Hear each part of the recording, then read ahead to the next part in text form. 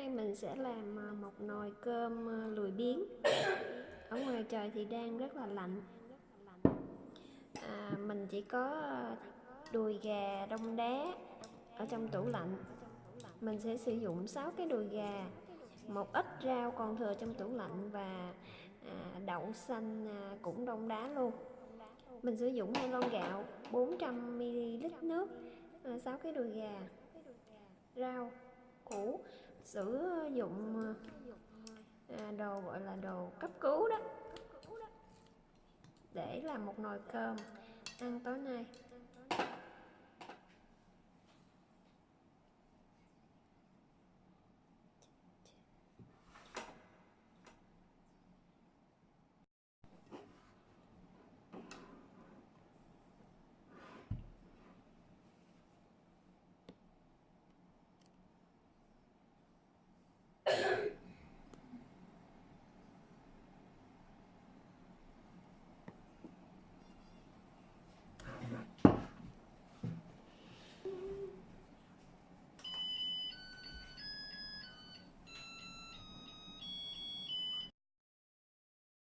Con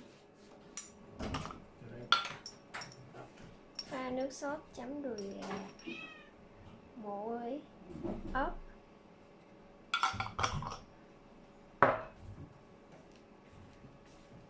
nước tương,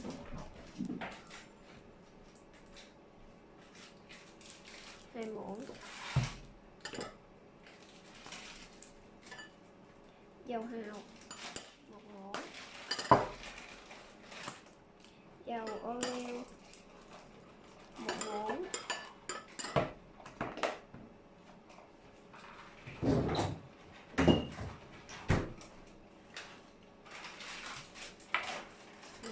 không thể thiếu nước mắm, một muỗng.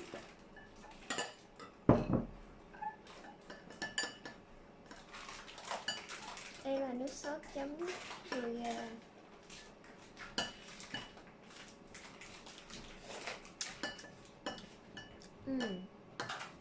Thiếu một tí đường.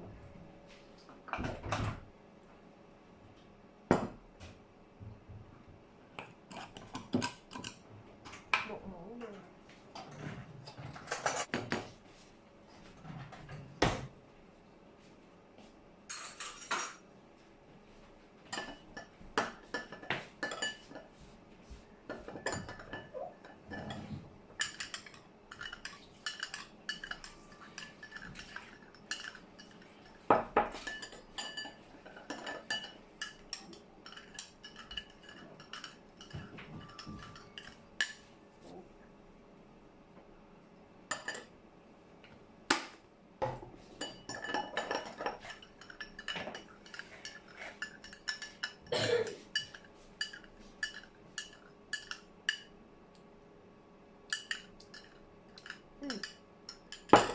Ok rồi.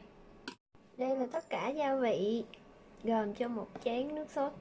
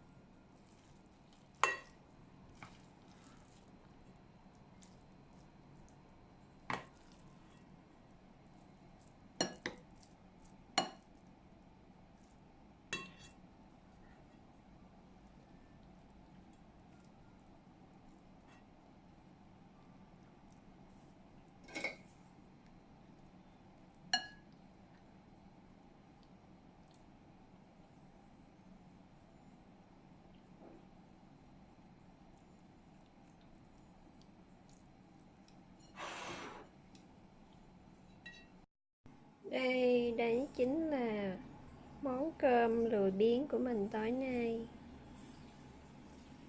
2 cái đùi gà, cơm thấm gia vị và một ít rau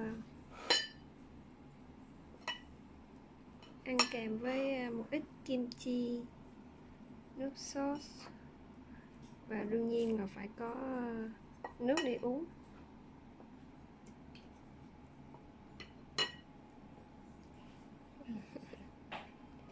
Cho 3 người, 3 phần.